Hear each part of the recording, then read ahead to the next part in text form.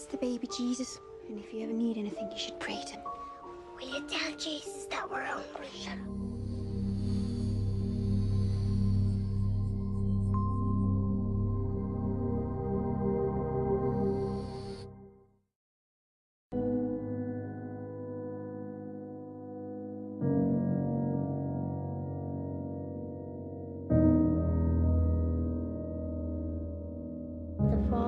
And of the Son, and of the Holy Ghost. Have anybody slammed the door in your face again? Did you hear me? I did. You might be poor, your shoes might be broken, but your mind is a palace.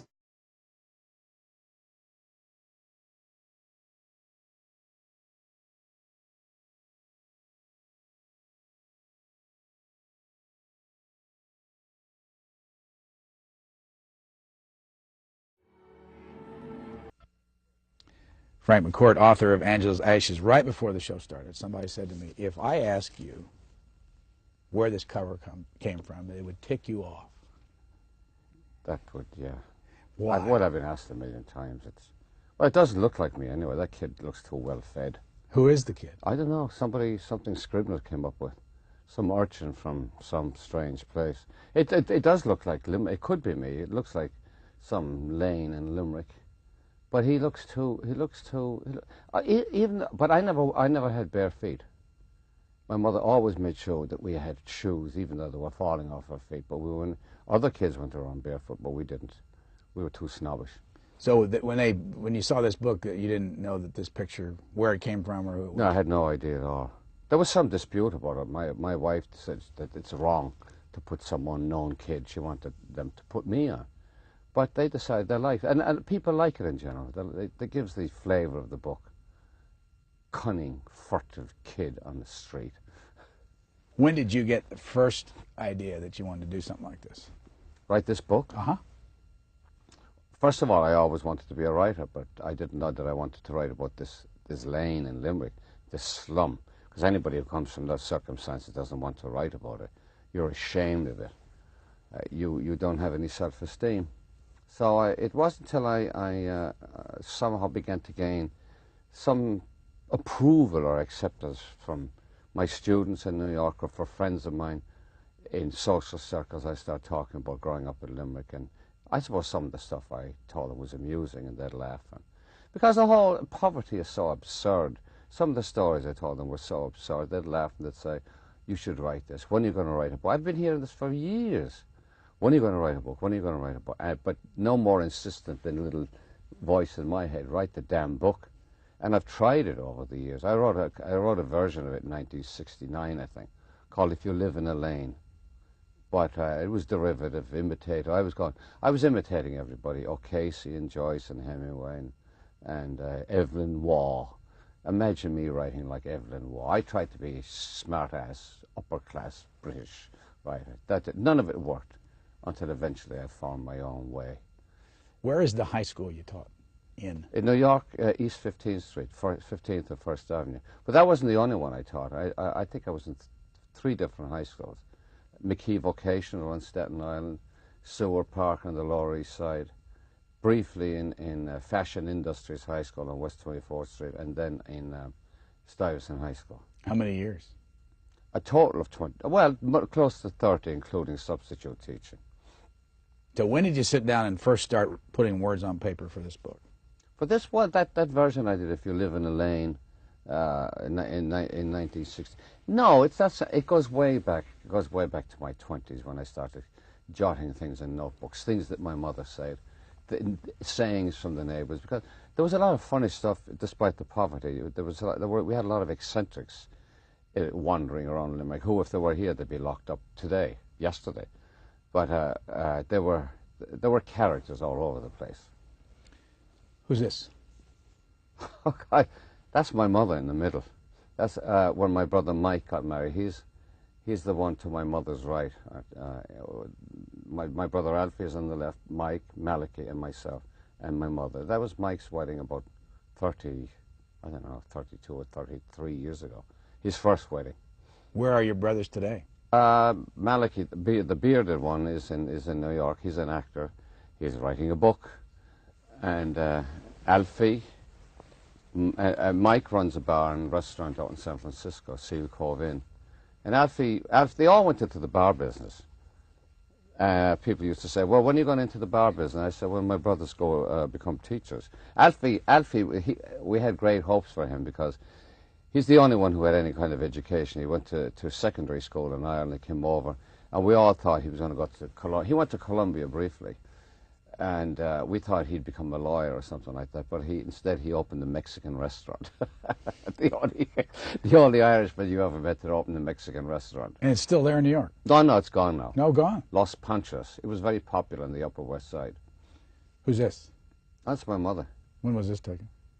I think that was... It says on the back, 1979. Some bar on 3rd Avenue. We would take her out occasionally. She loved going out. Because she enjoyed the good time. You could see she was a large woman. Of course, that was because she was sedentary. But she loved parties. How many children did she have in her life? 7. How many of them are alive today?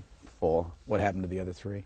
Well, she had 6 children in 5.5 years, and they were including twins, and 3 of them died in that 5.5 years. Margaret, the little girl, and the twin. Margaret died in Brooklyn, and the twins died in Ireland. So they died of probably bronchial pneumonia or something like that, something preventable. And that's what the death of the little girl, I think, drove my father crazy, because he was mad about her. And I know that. I remember the kind of attention he paid her, which he didn't pay us. He was very good to us. He was a very kind gentleman when he was sober.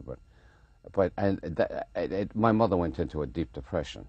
Now, if the death of the little girl drove them into a depression and drove him to the bottle, you can imagine what it was like then when the twins died in Ireland. What year did the children die? Margaret died in 1934, I think, and the twins in 35.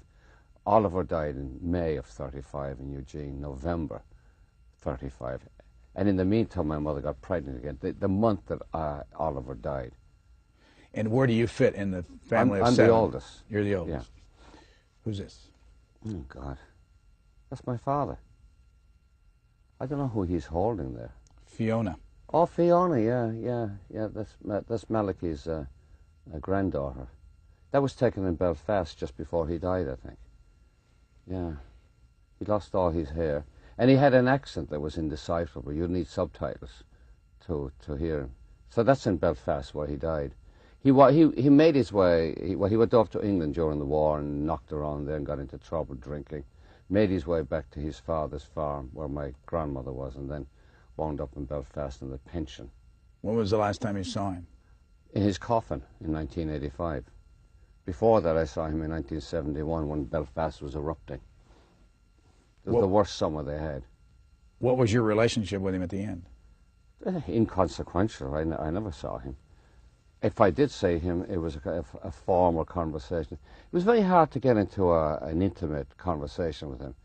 And if I were to look at this from the outside, I would say to myself, so why didn't you go back and talk to him? But I think I had a feeling that there was no point in it, or that he wouldn't come through. He was so blocked in every way. He'd say, well, how's your mother? And how's your brothers? And and that was it. And then he'd look out the window and he'd drink his tea, and there was no getting through to him. Were you ever close to him? I wasn't when I was a kid. I think I was close to him. There was a time in the book where you talk about he kissed you for the first time. In the hospital, when I had typhoid fever. This is a national characteristic, I think, of the Irish, this poetic, mercurial, flamboyant race. We don't go around saying, I love you. The word love was something that was reserved for God or babies. I love you, darling. You talk to babies, or maybe horses that win, but not for personal relationship. I used to think when I was a kid, when people said, I love you, that was only for something on the screen at the Lyric Cinema. We never heard it. I never heard a mother saying, I love you to her child. And my brother Malachi once had an experience. He was 9. I think this may have changed the course of his life somehow, emotionally. He was in the kitchen, he was 9 years old, and he said to my mother, he was overwhelmed for some reason, And he said to my mother, "Ma'am, I love you." And she looked at him. And then later on, he's there at the kitchen fiddling around, and her friend Bridie Hannon comes in from next door, and my mother says, "Bridie."